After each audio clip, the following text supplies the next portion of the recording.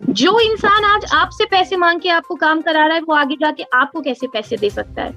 लोगों को थोड़ा सा अपना भी दिमाग यूज करने की बहुत जरूरत है, क्योंकि ये कंपनीज बहुत ज्यादा तेजी से अपना नेटवर्क फैला रही हैं, लोगों को बेवकूफ बनाने का नेटवर्क फैला रही हैं। तो मैं लोगों से यही कहना चाहूंगी, अपील करना चाहूंगी कि कुछ कंपनीज स्टिल जेन्युइन है, वो आपसे कभी भी इन्वेस्टमेंट के लिए नहीं कहेंगी, वो आपको जीरो इन्वेस्टमेंट पे ज्वाइन करने के लिए कहेंगी।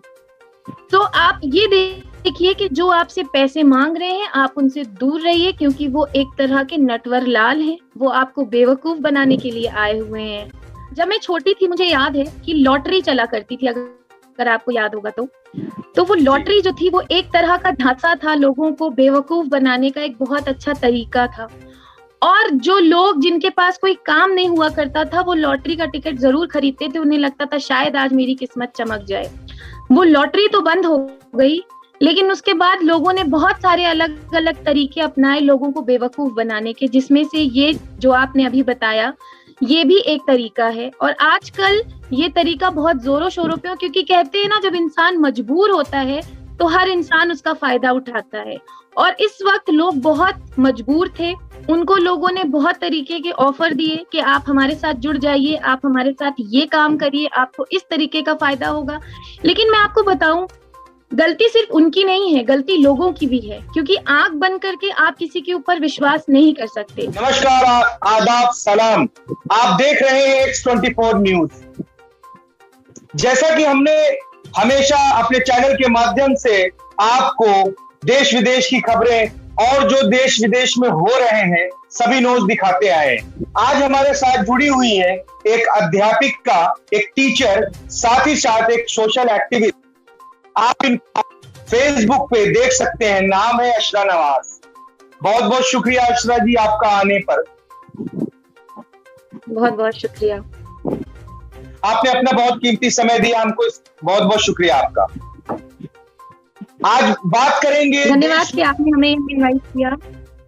जी, आज बात करेंगे हम अशरा नवाज से देश विदेश, हमारे देश में बहुत सी चीजों को लेकर आवाज हमेशा उठाई जाती रही है, और अशरा ने भी हमेशा आवाज उठाई है अलग अलग चीजों को लेकर। तो इस पिछले लगभग 1.5 से पौने 2 साल से लोग जो परेशान हुए हैं, जो जो चीजों पे परेशानियों का सामना करना पड़ा है, जैसे बिजली के bill, loan, EMI, school fees और भी बहुत सी चीजें हैं। बहुत से लोगों ने अपनी जॉब खो दी है, बहुत से लोगों का काम बंद हो गया है, रेड़ी पटरी वाले जो रोड पे लगाते थे वो काम बंद कर दिया गया है। ऐसे ही हम बात करेंगे, और भी बहुत सी चीजों पे बात करेंगे। बहुत सी ऑनलाइन फ्रॉड कंपनियां भी हैं जो अपना इसका फायदा उठा रही है, आपदा को अवसर बना रही है। तो असरा, सबसे पहले पूछेंगे कि स्कूल फीस पर, आप एक टीचर हैं, स्कूल फीस पर क्या गवर्नमेंट ने कुछ ऐसी स्कीमें निकाली, या पेरेंट्स को स्कूल फीस देने में दिक्कतें हो रही हैं या नहीं? बिल्कुल हो रही है। जो पेरेंट्स ऐसी जॉब में हैं जिनके ऊपर कोरोना का बहुत ज्यादा असर पड़ा है, वो आर्थिक स्थिति उनकी बहुत ही ज्यादा खराब रही है, जिसकी वजह से वो बच्चों की स्कूल फीस नहीं दे पा रहे हैं। उन्होंने गवर्नमेंट से गुहार लगाई, उन्होंने रिक्वेस्ट किया कि किसी तरह उनकी जो स्कूल फीस है उनके बच्चों की, उसमें कुछ कंसेशन हो जाए, जिसपे गवर्नमेंट ने वादे तो बहुत किए, पेपर में बहुत सारी चीजें आई, सबने पढ़ा और सबको एक थोड़ा सा सुकून मिला कि शायद अब हमें थोड़ी राहत मिलेगी। लेकिन जो बहुत सारे स्कूल्स हैं, उन्होंने अपनी मनमानी चलाई, उन्होंने फीस में कोई भी कंसेशन नहीं किया। तो इस वजह से बहुत सारी दिक्कतें भी सामने आई। हाँ। की तरफ देखें, टीचर्स की तरफ, कुछ टीचर्स ऐसे भी हैं जिनकी सैलरी से उनका पूरा घर चल रहा है। तो बहुत सारे स्कूल्स ऐसे भी हैं जो टीचर्स को सैलरी देने में असमर्थ है, क्योंकि बच्चों के थ्रू फीस नहीं जमा हो पा रही है। तो हमें दोनों पहलुओं को लेके चलना होगा, क्योंकि अगर टीचर्स को हम देखें तो वो भी मजबूर हैं, और अगर हम पेरेंट्स को देखें तो वो भी मजबूर हैं। तो हमें दोनों पहलुओं को लेके चलना है, दोनों पहलुओं पे हमें नजर डालनी है। बिल्कुल आपने जैसे कहा कि दोनों मजबूर है, तो जब ऐसी मजबूरी सामने आती है तो क्या सरकार को कुछ ऐसी स्कीमें नहीं निकालनी चाहिए, ऐसी गाइडलाइनें नहीं लानी चाहिए जिससे दोनों का भला हो सके? बिल्कुल भला हो सके, ऐसा कर सकते हैं हम लोग कि जिसमें दोनों का फायदा बराबर से हो जाए। जैसे कि अगर आप स्कूल फीस ले भी रहे हैं तो बच्चे स्कूल नहीं आ रहे हैं, इसका मतलब बिजली का बिल बच रहा है आपका। आप उस फीस में वो कंसेशन कर दीजिए जो आपको नहीं देना पड़ रहा है। आप उतनी ही फीस लीजिए जितनी की आपके खर्च में आ रही है। जैसे कि आपको टीचर्स की सैलरी, 4th क्लास एम्प्लॉय की सैलरी, चीजें आप मिला के आप उतनी फीस लीजिए, ना कि एक्स्ट्रा चार्जेस आप जो हमेशा से लेते आए हैं वो ना लें, यानी कि एग्जाम चार्जेस, स्पोर्ट्स की फीस। तो इस तरह की स्कीम्स सरकार अगर आगे लाती है तो स्कूल को भी मानना चाहिए, और जो बाकी के अभिभावक हैं, जितने पेरेंट्स हैं, उन सबको इन सारी चीजों को मान के आगे आना चाहिए। मतलब आपका सीधा साफ सवाल है कि अगर स्कूल में जब बच्चे नहीं जा रहे हैं तो जाहिर सी बात है मेंटेनेंस नहीं हो रहा है, कम लग रहा है, बिजली उनकी खर्च नहीं हो रही है, और वो जो फीस ले रहे हैं वो 50% भी अगर फीस ले तो उस 50% फीस से टीचर का भी भला हो जाएगा, एम्प्लॉइज का भी भला हो जाएगा, और बच्चों को के पेरेंट्स का भी भला हो जाएगा, ताकि पढ़ाई चलती रहेगी।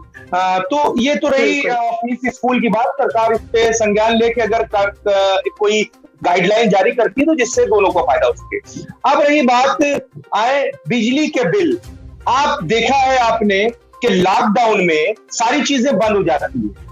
जो किराएदार हैं, दुकान भी किराएदार पे, मकान भी किराएदार हैं, और ऑफिसेज भी किराएदारी पे।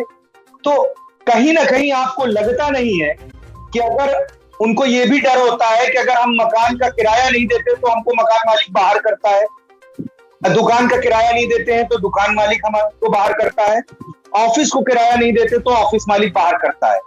अक्सर ऐसा देखने को मिला है, सुनने को भी मिला है कि मकान मालिक ने ये बोला है कि हम आपको 3 महीने का टाइम देते हैं, आपका जब खुल जाएगा तब दीजिएगा। लेकिन डर बना रहता है उन दुकानदारों को, उन ऑफिस वालों को, उन मकान वालों को कि कहीं ऐसा ना हो कि आगे अभी बंद रहा और हम न देने में असमर्थ रहे तो फिर आगे क्या होगा। सरकार को इस पे क्या करना चाहिए? सरकार को एक बहुत अहम फैसला ये करना चाहिए कि उन्हें देखना चाहिए कि कौन कौन से ऐसे दुकानदार हैं जिनकी डेली की कमाई से ही उनका पूरा घर चलता है, और अगर उनकी दुकानें इस समय बंद हैं और उनकी कोई भी इनकम नहीं है, यानी कि डेली जो जैसे कि आप एक छोटे से हलवाई को ले लीजिए, भाई उसकी जो डेली की इनकम होती है उसी से दूसरे दिन उसकी दुकान चलती है। अगर वो उसकी दुकान बंद है, जैसे कि हलवाइयों की दुकान आप देखिए बहुत दिनों से बंद है। मैंने एक हलवाई का एग्जाम्पल इसलिए लिया क्योंकि अभी पिछले राशन वितरण के दौरान मेरी एक हलवाई से बात हुई थी जो बहुत ज्यादा परेशान था रोड पे, और उसने मुझसे बताया कि वो लोग इतना ज्यादा परेशान है क्योंकि ऊपर वाला जो खान पान की दुकान, अब उनका जो बिजली का से ही आ रहा है। कई बार तो बिजली के बिल में इतनी गड़बड़ी भी आ जाती है कि जो अगर आपका मंथली बिल 4,000 रुपए आ रहा है तो अगले महीने अगर आपने चीजें नहीं यूज करी है तो भी आपका 4,000 ही आ रहा है। कई बार ऐसी भी बिजली के बिल में दिक्कतें आई हैं। तो सरकार को एक ये फैसला लेना चाहिए कि जो लोग, जो भी दुकान वाले थोड़ा सा मजबूर हैं या वो बिल देने में असमर्थ हैं, तो उनके लिए भी कुछ स्कीम्स उन्हें लागू करनी चाहिए जिससे उनका भी भला हो सके। बाकी अगर हम बात करते हैं बड़े लेवल के जो दुकानदार हैं जिनकी दुकानें काफी अच्छा काम कर रही हैं, उनको एक तरह का कंसेशन देना चाहिए। जो छोटे लेवल पे मुझे लगता है उनको तो पूरी तरह से माफ कर देना चाहिए फिलहाल के लिए, लेकिन हाँ जो दे सकते हैं, जो देने में समर्थ हैं, उनको कुछ % का कंसेशन दे सकते हैं सरकार की तरफ से। जी बिल्कुल, तो नहीं ठीक बात तो सही है कि अगर इस पैंडेमिक में जो हालात पैदा हुए उसमें हम सबको लड़ना है और हम सबको लड़ाई में भागीदारी भी बनना है और सबको एकजुट होकर इसका फैसला लेना है। तो ये तो हो गई बिजली के बिल। लोन EMI एक बहुत अहम मुद्दा रहा है, चाहे वो सर्विस वाला हो, चाहे वो रेडी पटरी वाला हो, चाहे वो नौकरी पेशे वाला हो या बिजनेसमैन हो, सभी के घर में कोई ना कोई आदमी किसी ना किसी तरीके का लोन लेता है।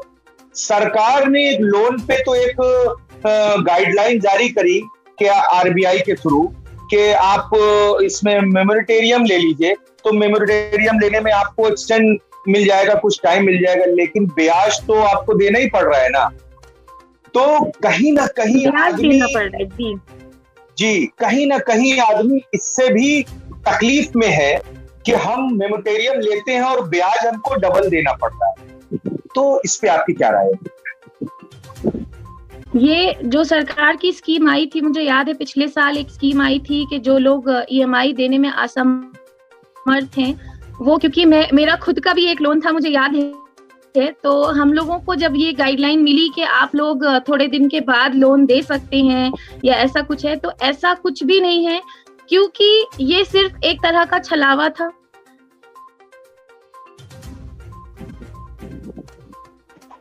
ये एक तरह का छलावा था, मैं कहूंगी, क्योंकि आप इंटरेस्ट अभी नहीं दे रहे हैं, आपको अभी सरकार ने छूट दे दी है कि इंटरेस्ट आप नहीं दीजिए क्योंकि कोरोना काल चल रहा है, लेकिन कुछ दिन के बाद आपको वही इंटरेस्ट दुगना और तिगना होके देना पड़ेगा। मतलब देना ही है, कान आप इधर से पकड़िए या उधर से पकड़िए, इंटरेस्ट आपको देना ही पड़ेगा।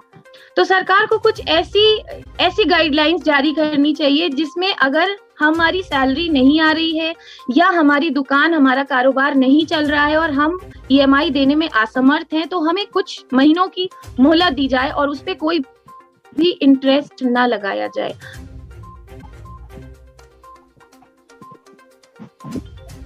जी बिल्कुल, बोलिए बोलिए।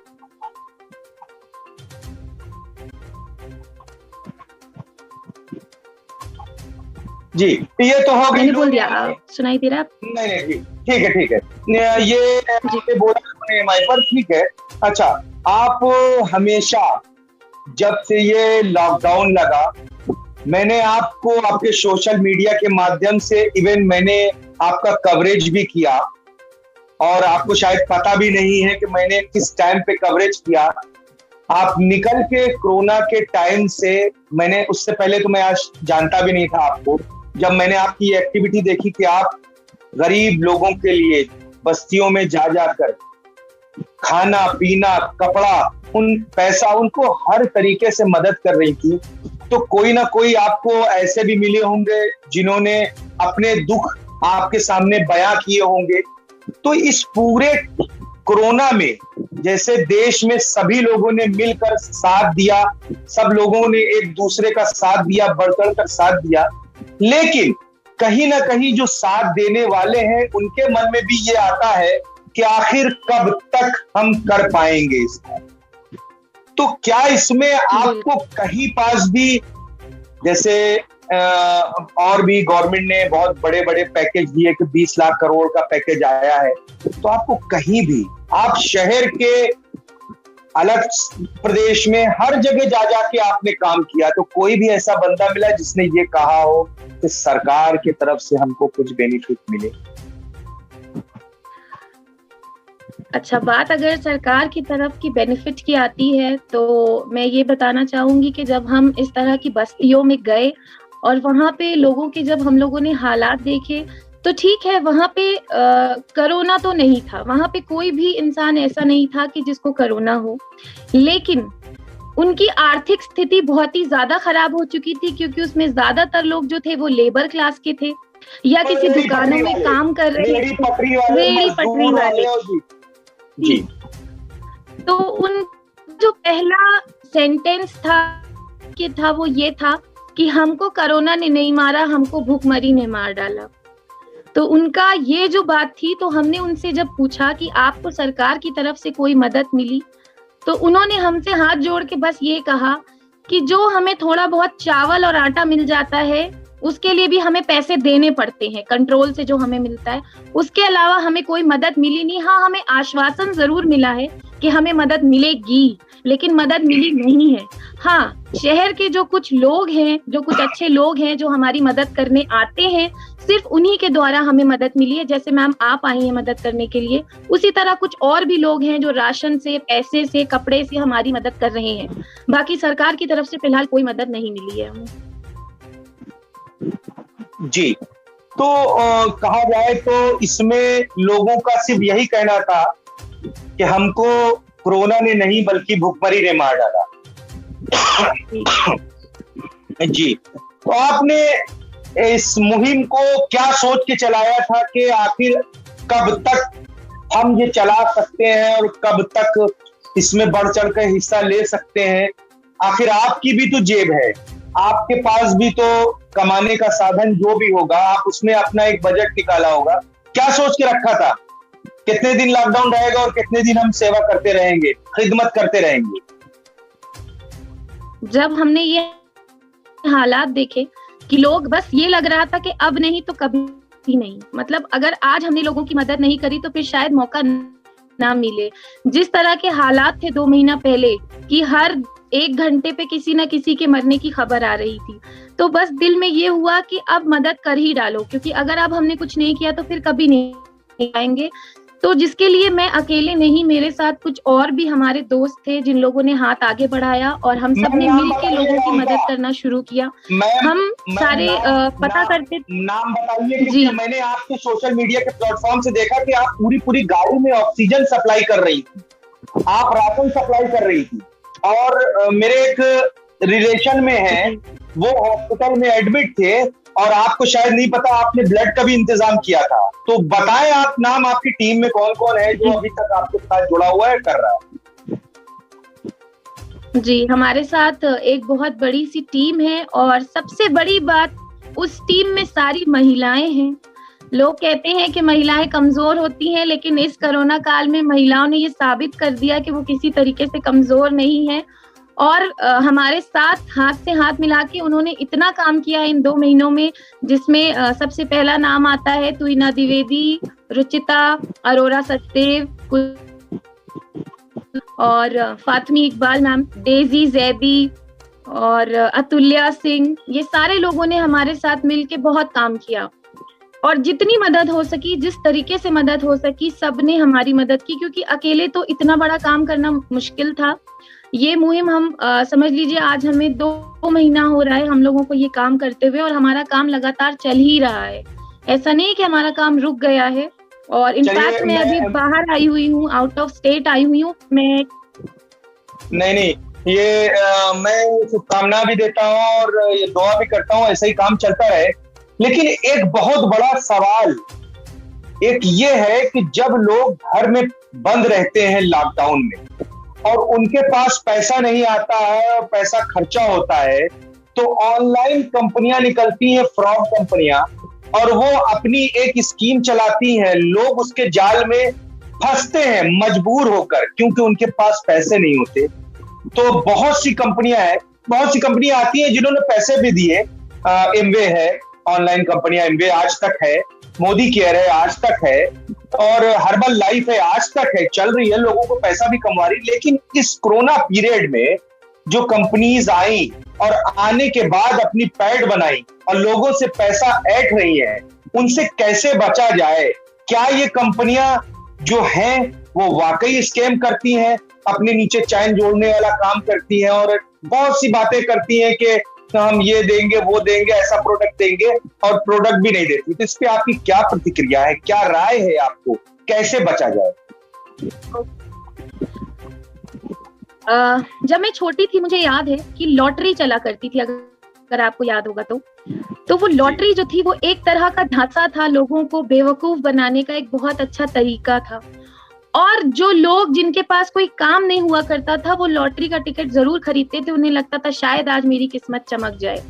वो लॉटरी तो बंद हो गई, लेकिन उसके बाद लोगों ने बहुत सारे अलग अलग तरीके अपनाए लोगों को बेवकूफ बनाने के, जिसमें से ये जो आपने अभी बताया ये भी एक तरीका है। और आजकल ये तरीका बहुत जोरों शोरों पे, क्योंकि कहते हैं ना जब इंसान मजबूर होता है तो हर इंसान उसका फायदा उठाता है। और इस वक्त लोग बहुत मजबूर थे उनको लोगों ने बहुत तरीके के ऑफर दिए कि आप हमारे साथ जुड़ जाइए, आप हमारे साथ ये काम करिए, आपको इस तरीके का फायदा होगा। लेकिन मैं आपको बताऊं, गलती सिर्फ उनकी नहीं है, गलती लोगों की भी है, क्योंकि आंख बंद करके आप किसी के ऊपर विश्वास नहीं कर सकते। अगर आपसे कोई भी किसी भी काम के लिए पैसे मांग रहा है डे 1 में, या आपकी बैंक की डिटेल्स मांग रहा है और आपको ये लालच दे रहा है कि आपको हम कार दिलाएंगे, आपको हम बहुत सारे पैसे दिलाएंगे, जो इंसान आज आपसे पैसे मांग के आपको काम करा रहा है, वो आगे जाके आपको कैसे पैसे दे सकता है? सो लोगों को थोड़ा सा अपना भी दिमाग यूज करने की बहुत जरूरत है, क्योंकि ये कंपनीज बहुत ज्यादा तेजी से अपना नेटवर्क फैला रही हैं, लोगों को बेवकूफ बनाने का नेटवर्क फैला रही हैं। तो मैं लोगों से यही कहना चाहूंगी, अपील करना चाहूंगी कि कुछ कंपनीज स्टिल जेन्युइन है, वो आपसे कभी भी इन्वेस्टमेंट के लिए नहीं कहेंगी, वो आपको 0 इन्वेस्टमेंट पे ज्वाइन करने के लिए कहेंगी। तो आप ये देखिए कि जो आपसे पैसे मांग रहे हैं, आप उनसे दूर रहिए, क्योंकि वो एक तरह के नटवर लाल हैं, वो आपको बेवकूफ बनाने के लिए आए हुए हैं। बिल्कुल। बहुत बहुत शुक्रिया अशरा नवाज, आपने अपना बहुत कीमती समय हमको दिया और बहुत सारी चीजों पे बात भी हुई और बहुत सारे मतलब हमारे व्यूवर्स को और देश के देखने वाले लोगों को समझ में भी आया कि कैसे आप लड़ सकते हैं, खुद के पैसे कैसे बचा सकते हैं। सरकार से भी आपने बहुत सी मुद्दे पे बात रखी अपनी, इसके लिए आप हमारे स्टूडियो में जुड़ी, इसके लिए बहुत बहुत शुक्रिया। हमारे स्टूडियो की तरफ से आपका बहुत बहुत शुक्रिया जी। टाइम देने, ऐसी न्यूज ऐसी खबर पाने के लिए आप हमारे चैनल को सब्सक्राइब करें, लाइक करें, ज्यादा से ज्यादा शेयर करें, ताकि ऐसी तमाम आवाज, हमारी आपकी आवाज हमारे चैनल के से निकलकर आप सभी तक पहुंच जाए। नमस्कार, जय हिंद, जय भारत।